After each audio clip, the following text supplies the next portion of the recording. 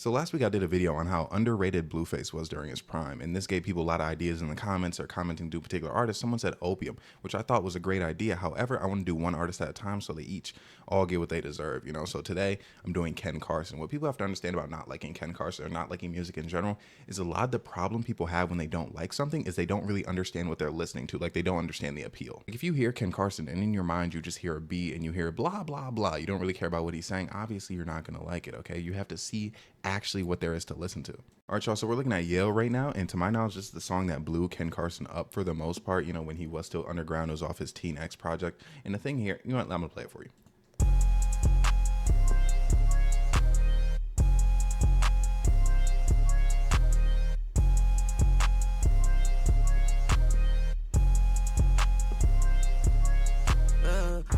That's it.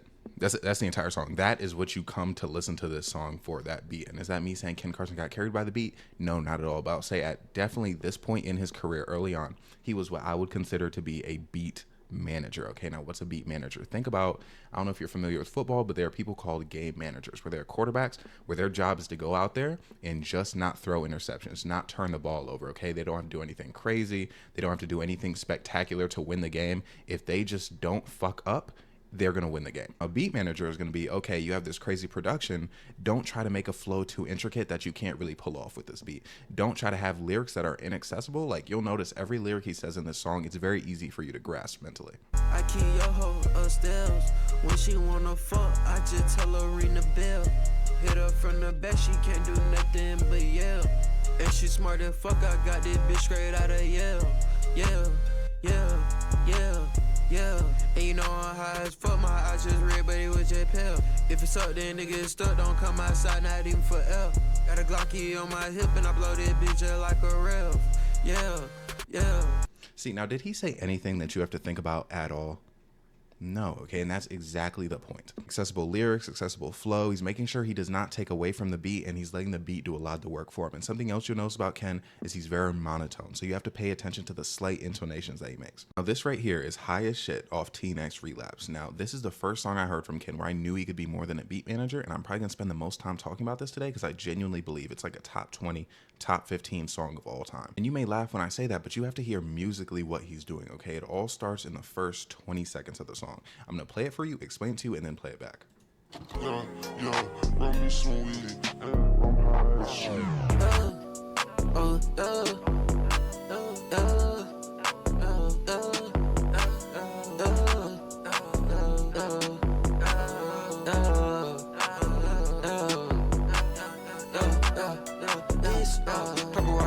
So yeah, that nigga's moaning on the beat. The thing is though, those are layered moans. There are three different voices happening. There's a main one in the background, I think it's to the left, and one in the background to the right. And musically that entire time, he's sending you a message, okay? He's upping the ante vocally every time, but also it's not just that he's using his voice as an instrument, he's using time itself as an instrument. I'm not sure how much you guys know about time signatures in music, but basically it's the count of the bars, okay? Most music you're gonna hear is gonna be in 4/4, so it's gonna be 1, 2, 3, 4, 1, 2, 3, 4. Traditionally, you're gonna hear most artists come in on the first note of the bar, okay, which is basically the one count. And when he's doing his moans at the very beginning, he's doing them all on the one count until the beat actually drops, and then he doesn't come in with his actual vocals. He's just moaning a little bit before until he gets to the fourth count. So your ears subconsciously are like, okay, where is he? When's he gonna start rapping? And he raps at the last second he possibly could before it would be awkward to hear and before it wouldn't sound nice. And he avoids that first note of every bar for a long portion of the song. But as his verse continues, he starts creeping up and getting closer to that first note, and eventually he hits the first note and it just keeps snowballing. But I'm gonna show you. I'm gonna count it with my hand, but I want you to think about as the song, the little intro part is playing, what that time is doing to you.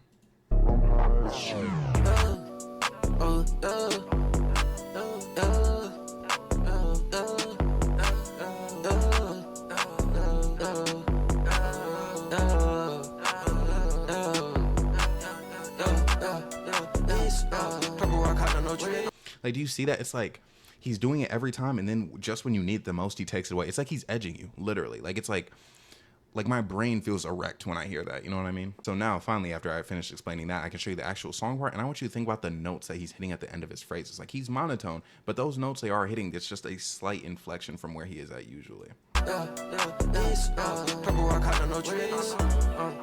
Put me some weed, I'm high as shit. Run me some weed, I'm high as shit. Teenage pop him up in, we high as shit. See, even that subtle change in perspective really means a lot to the listener, because he's like, oh, you know, I'm high as shit, but then he's like, Teen X just popped him a bean and is high as shit. Yeah, we high as shit. We fly as shit. Got messing me hard with this all on my kids. She all on my dick, she don't know what it is. Got purple rock her, ain't pouring no trees.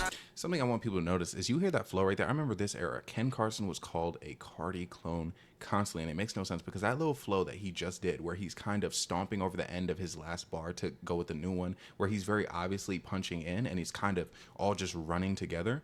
Cardi has never flowed like that in his life. Cardi has always had a lot of space in between each bar. Because Cardi has always been big with ad-libs. Like, he always needs that space there. But something about Ken and Destroy Lonely is later in their careers, they completely get rid of ad-libs. Like, they do not care about them whatsoever. Lately I've been pouring lean on Mexican bitch, she look just like Selena. You heard that note when he said Selena? The lean in Selena, it's pure aura at its finest. You know I'm Selena. She said, Teen, you the man of my dreams, but I can't comprehend, baby, I'm high as fuck. I don't want to fuck right now, baby, just tell me, yeah. We was just arguing, now she giving sloppy, This, purple rock out of no trees, put me some lean, I'm high as shit, run me some weed, I'm high as shit, Teen, just pop him up in, nah, he high as shit, Notice how this song has a lot of more standout bars from Ken. You know, Mexican bitch look just like Selena. We was just arguing, now she giving sloppy, things like that. It was because his flow was so creative on it. Now we kind of have more room to care about lyrics that we wouldn't really care about in another song. Lyricism is literally 90% flow. Like, there are some rappers who say some crazy shit, but it doesn't really hit because of the way they're flowing. Like, no one really cares what they have to say because they're not making them care audibly. no. By the way, this is Change off Project X. All of these bitches be lying, all of these niggas be lying. You ain't stay down, you change. Now you want a piece of my change. All of these niggas, they change. All of these bitches, they change. These niggas be changing, you ain't gotta stay. What's always crazy to me about this video is, like, he's talking about people like switching up on him and how you can't trust anybody, but like he's smiling the entire music video. I just think that's really funny. But then there's this part of the song where I feel like this beat honestly did not give him a lot to work with, but he did very well. And you know, there's this part where his inflection changes and it just shows that potential. Turning on geek, you right, are you lame, you 7-day week? Yeah, I got sense on me, bands on me, and on key. Yo, got contraband on me through TSA. I don't give a fuck. It's always about what he or she say. I don't give a fuck. They never say that shit to my face, cause I keep it tough. Like, 'cause I remember I would listen to that, I was like, like, what made him do that there? I had no idea, but I was like, there was some vision that he saw that came to fruition where he's like, I need to give this inflection right now. And honestly, a vibe I always got from Ken Carson around this era is like, I always felt like he was like my son. You know what I mean? Like, no funny shit. Like, musically, I felt like he was like someone I had to like protect and someone I saw a lot of potential in. Like, clearly it's there, clearly it's in him, but there's an element of him here that was not unleashed. Like, his true form was not unleashed. Like, in my mind, Teen X Relapse, I'm like, okay, like, this is like my kid. Like, maybe he's like 10, like 9, 10, you know, gotta like take him to school, make sure he's okay. And then Project X, more so adolescent, you know, like about to be a teenager, you know, starting to try to gain some independence, you know, but I still help him with homework sometimes. This is Run and Ran off Project X. We ain't never running out of money, we ain't running out of loot. We ain't never running out of funds, we ain't running out of juice. We ain't never running out of guns, got 100 shots for you. Yeah, I feel like Tupac, yeah, ayy, I just got the juice. I feel like Tupac, ayy, I just got the juice. I'm pouring lean on the rocks, baby, but I got Ciroc for you. Hey, I'm pouring lean on the rocks, baby, but I got Ciroc. Hey, ain't no. See, now this was certainly a direction, okay? Just listen to melodically what he does here. Like, there was a point in time where Ken Carson, absolutely, I would consider him more of a singer. Okay, like, there are a lot of rappers where they're more so in that singing territory. What I mean by that is, like, there are rappers where, like, Freddie Gibbs, JPEG Mafia, when I listen to them, I want to hear what they have to say. With Ken Carson, there's this era right here where when I listen to him, I just want to hear what he sounded like because I knew the notes that he was going to hit. And if it's a problem, my boy shaking shit just like a tambourine. I came from the bottom, I jumped to the top and used no trampoline. He think he the shit, but we know he ain't it, baby, don't gasoline, huh? I was right about myself, I signed the opium, had to grow out my tree limbs. Nah. Like, do you hear what I'm talking about? Like, at those little bits at the end, like, he's hitting those notes. That's what I came to Ken Carson for during this era. Of course, there are elements to the lyricism that I find quite clever, like, you know, shaking shit like a trampoline, you know, baby don't gasoline him, but it's really the notes that he's hitting that brings me to those bars and that gives attention to them. And yes, I absolutely said trampoline when I meant to say tambourine. Don't worry about it, though. Sippin' drink, codeine be my fluid. I ran out that check like Nike just do. When it come to that money, you know I get to it. I just fuck on that bitch, you be behind the look. I swear these niggas be dumb and they do it. I'm talking about that boy from a scary movie. I was in military school, not Jew. They be judging the nigga, you think that they knew me. He talking down, but his bitch will do me. Thought she was the wind, the way that she blew me. Shotty a 10 and she got a big booty. And her coochie want me wet like a jacuzzi. I ran out of bitch. See, like, he has those bars where they're like, you know, like, you chuckle at him. You're like, okay, like, there we go. And I feel like the second half was much more of a tease of the direction Ken Carson ended up going rather than the first half. Yeah, he's still on his melodic timing, but again, like, you can see in the video, like, he's trying to scare us. Like, he's been trying to scare us, like, constantly since, like, what was that, 2022? And it seems like there might be more focus on the bars here, you know, like, thought she was the wind the way that she blew me, which is just hilarious implications, okay? Like, he thought a human being was the wind because that's how she was blowing him. You know, it makes me chuckle every time I hear it. Now, this is Go Off X, and you know how I tell you, like, I feel like Ken Carson's like my son a little bit? I feel like this is when he was a teenager, he was a bit rebellious. But the crazy thing is the end came out between this and Project X. It was much more of a melodic song, but it's so almost irrelevant in the context of his career because he went an entirely different direction after it. Like, all that melodic stuff where I'm like, oh, I'm coming to him because he's basically a singer, completely stopped when he dropped this. I love for us, I ain't let her go. I love these niggas be sitting on my phone. I love these niggas kidnapping my swag. Catch a fuck nigga outside down pants. I'm rocking the upside down cross. Yeah, that's how I get down, this ain't no swag. It's hope you don't care, yeah, one on no flag. But if it was, I'd be red rag. My pirate partner pull up. See, he's gained a lot more violent tendencies with this project, which is very shocking to me because I remember Project X, Teen X, there would be things of mentioning like, oh, like I'll shoot you, blah, blah, blah. But it really didn't have that heavy weight on the song. With X, I feel like so many of the songs have the heavy weight of like, oh my gosh, you know, fuck with Ken Carson and you'll like die or something. Also, I feel like you can tell his flow overall improved by a significant margin and his lyrics are a lot more punchy. Like they hit a lot more. Like in Teen X and Project X, it would be like every few bars I'd hear a bar where I'm like, ah, there we go. But this one, every one I can kind of keep track of in my head. This is MDMA off X and I couldn't not show you this song. I don't think it's one of his best songs. However, it does show you like how violent things have gotten in a very short amount of time. And also it shows you, again, his lyrics are standing out a whole lot more. I've been sipping way too much drink, I think I need blue kidney. Every time I see a soda, I gotta post something like it. And every time y'all bitch see me roll, she ribbon, it's by highly. I'm not. Like every time like my B word sees him rolling, she starts reminiscing. Like now my girl's involved. Like why the fuck would he do that, you know? All of these niggas be fake, like a BBL.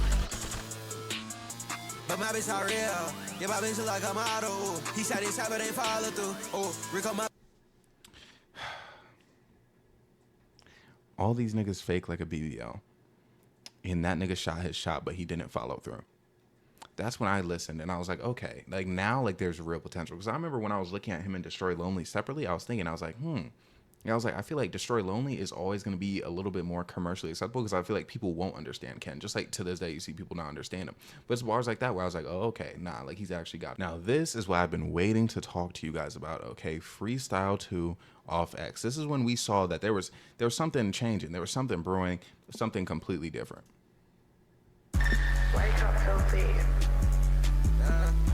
I put that home with Prada in after I made a holler. And my bro took off your mans. I heard that was your top shot. I got big much on my pants and my shirt, but let's see, I got For one, that was, I don't think, it definitely wasn't the first time he did the thing. It wasn't the debut, but it feels like the debut of it. You know what I mean? And also when he does that, even before he does that, his delivery, it sounds like he's laughing at us, like he's making fun of us for something. my swag came a long way. I was rocking out of. I don't give a fuck about what the hoes say. These hoes not my problem. Seen 100 shots out that rose. Them 762s got on. Them 762s hit his body, made on Harlem shake. I'll get to that bag, to that cake. You procrastinate. Now she wanna fuck with me now, but she pulled up too late. She want to fuck with me now, but she pulled up too late. I'll always appreciate those kinds of bars, okay? Rejecting women's advances, okay? We don't always have to give them sex. Once again, it's like these lyrics are punching, okay? I feel like Ken Carson was a case of he blew up, before he necessarily had things to rap about. Now, that's credit to him. I believe his music was good the entire time, but I could see why people heard early Ken and they were like, what the fuck am I listening to? But like this Ken right here, if he wasn't blown up, this is the Ken that should have blown up. You know what I mean? Like if he wasn't blown up already. Because now he has very compelling feelings that he's displaying to us. When I send my butt out the job, he be so fascinated. For the DEA, they got no evidence, they close that case. If a nigga thinking this shit sweet, he get shot in his face. I got Glock 19s, ARPs, I got hella K's. I been serving codeine to these fiends, yeah, they sip and drink. 5K a PT, what you mean, bitch, there's no debate. I been counting blues, It's just such an inventive delivery. Okay, like I can't even repeat it because I don't want to butcher it, but it's just so, it's so pronounced. It's like this entire song he's just growling at us. I been counting blues, counting green like it's Earth Day. And nigga think he me, but he not me on my worst day. I just spent your rent on my motherfucking shirt. These niggas think we playing, hell nah, this ain't Earth. Pull up to a nigga land, pull up to his turf. Pull up with that Mac 10, pull up, go berserk. I been out that X again, I feel it in my nerves. He feels it in his nerves. It's not like he just feels it. He feels it in his fucking nerves, bro. Like, do you understand?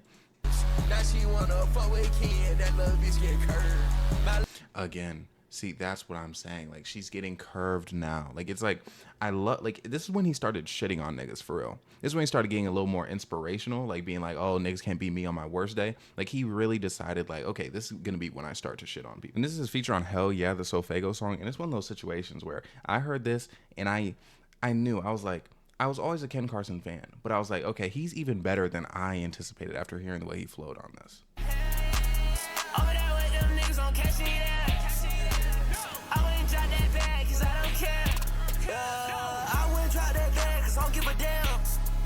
Ain't gotta drop that bag cause I know my boys go ham. I'm in LA, fucking them all, that bitch tryna kiss it on cam. These niggas they hate because I got all of this and they still selling grams. And I got a milf bitch with a lamb, she wanna fuck. I'm like, yes ma'am, I'm swagging it up, I'm feeling like bam. My Glocky on tuck, no my shit don't jam. I don't give a fuck, I don't give a damn. If a nigga try me better, watch this whole fam. I got demons by me and they ready to blame. I'm just testing these niggas, feel like Uncle Sam. In LA every day like I play for the Rams. I'm on That was one rhyme the entire time. He rhymed with one syllable the entire time. Niggas don't do that anymore.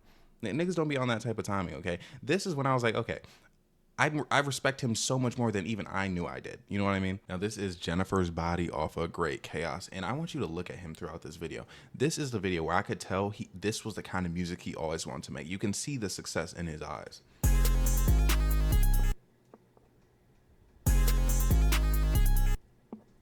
fuck.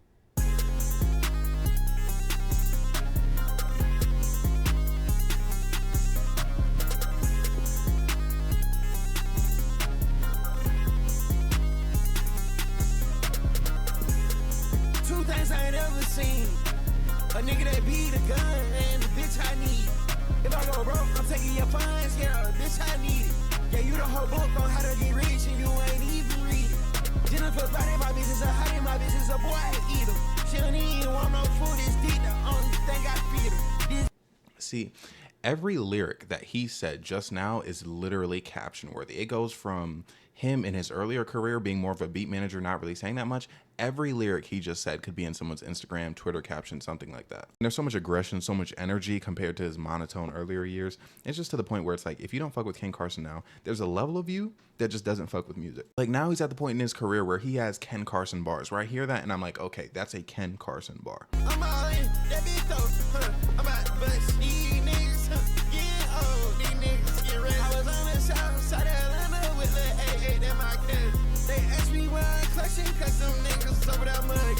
That bitch on my teeth, little bitch, I ain't smiling for nothing. BBBB. See that smile? See, that's the smile of someone who feels like they won, and that's all I ever wanted to see from Ken Carson. You know, he seems happy in that image. CCBBGG on her body, that's my slut. 2 things I never seen, nigga that won't die, bitch, and I know they buzz. CCBBGG on her body, for nothing. BBBBB's on my body, and I know they buzz. CCBBGG on her body, that's my slut. 2 things I never seen, nigga that won't die, bitch, that ain't gon' fuck. That flow is something he never would have done in a million years ago. Like, it's really like again, like I'm getting emotional because I'm so proud of him. Fighting My Demons off a Great Chaos, another one where he came into his own. Where the fuck my blunt? Where the fuck my cup? Where the fuck my reef? I'm smoking on kids. I'm smoking on kids. You know I'm a cheaper.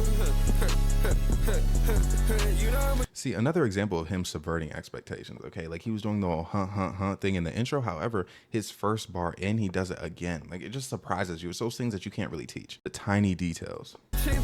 I'm flying just like an eagle. Big can, no need it. 4-5 long heater. Can't be too seated. This bitch said she was hungry. This dick what I feed her. I'm on the block, serving her trades. Yeah, 3 5s a reef. Yeah, you know I'm a keep. That be cheap. Again, like you hear like the huns and they're increasing in emotion. Like they're upping the ante. It's like every time he does it, it's like there's an energetic shift. This example where you look at his lyrics again, all quotable. Bitch crying, I don't need her. Like that just, it's something about it. It just hits me. These hustle eaters, they be eating. Cut the lights out, we gon' pull up creep. We got 4, 6, we 4 deep in the photo Jeep. My blood trigger figure is here, leave your brains on the seat. My trigger figure is here, I feel like D-Way with the heat. Made him do the running, man, we said something right this shot, set his feet. I put X, young geek. She put X, yeah, you're sweet. Cut out the Rolls Royce, I'm about to pull up to me. Let's play restaurant, let bitch, who go die first, you or me.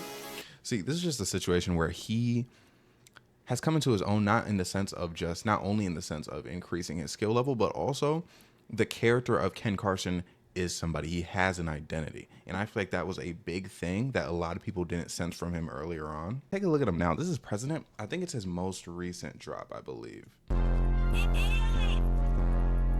EBK shit, give a fuck what you man, you can die right now if you think you gonna try.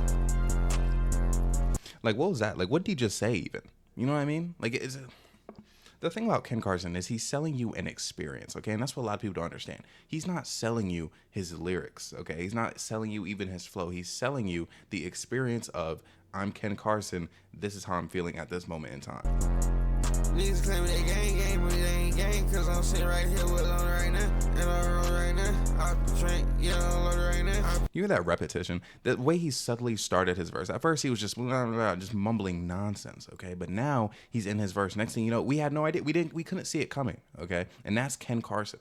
Pull up with like 15 black trails, feel like president. 250,000 is how my day was spent. I stuffed that shit in my trials and the other days finished. What I spent on lean. See, he can barely talk. He can barely speak, okay? But he's finding a way to get these words out of his body because he knows that we need to hear them, okay? We need to be paying attention. We need to be locked in. All right, y'all, so that's Ken Carson, okay? That's who he is as an artist. That's how he's kind of evolved a bit. And the thing is, he's very different from the Blueface video because the Blueface video, I was thinking about a lot of Blueface's lyrics. A lot of his lyrics stood out, and I was like, okay, that's punchy, that's witty. Ken Carson, a lot of the times, it's the flow. It's more so the delivery. It's the atmosphere that he's cultivating with his sound and with his voice, you know, the way he interacts with the beat, you know, and he's one of those artists where sometimes it sounds like he's too accessible to the point where people don't see him as accessible. Like they hear how simple like the flow can be sometimes, they hear how simple the lyrics are sometimes, and they don't understand that's exactly where you're supposed to be. When I think of Ken Carson, I think of minimalism, okay? Absolutely, for the most part of his career.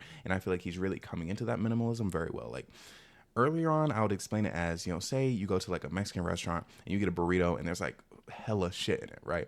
Makes your stomach hurt. You're like, man, that sucks. But then later on you eat a banana and you're like, man, this banana, it feels so good. It was low-key better than the burrito. I would say that early Ken Carson was absolutely that banana. He knows exactly what to do to make great songs without overextending himself. Like some artists, they get on track, they start kidding themselves, okay? They don't know who they are and they start trying to be someone they're not. That's not Ken Carson. He's not going to do that. But anyways, that's the video, okay? Like, comment, subscribe, all the things I have to say. I'm so sorry. But yeah, you know, when I was recording it, like the first day, like as you can see, I did a little wardrobe change. I got the craziest toothache ever. I think my wisdom teeth are coming in. It hurts so bad. Sometimes I can barely talk. Like, thank God, like in this moment, like I can actually get stuff out. But man, I love looking at myself in the second monitor. I look so handsome. But yeah, it hurts really bad. So wish me luck. Because I hope it just goes away. Because again, yapping, it's my job. Like, what am I supposed to do? But yeah, wish me luck. Hope you enjoyed the video. Yeah. But one more thing. If my wisdom tooth is coming in, do I have to get that checked out? Or can I just wait until this pain goes away? Like, I feel like You know what I mean? Like, it hurts bad enough where I'm like, oh my gosh, I feel like I need to see somebody. But me thinking it's just a wisdom tooth, I'm like, man, what are they really going to tell me? And I don't think it needs to be taken out, because I think it would have came at me earlier in life if that was the case. You know what I mean? But yeah, anyways, thanks for watching again.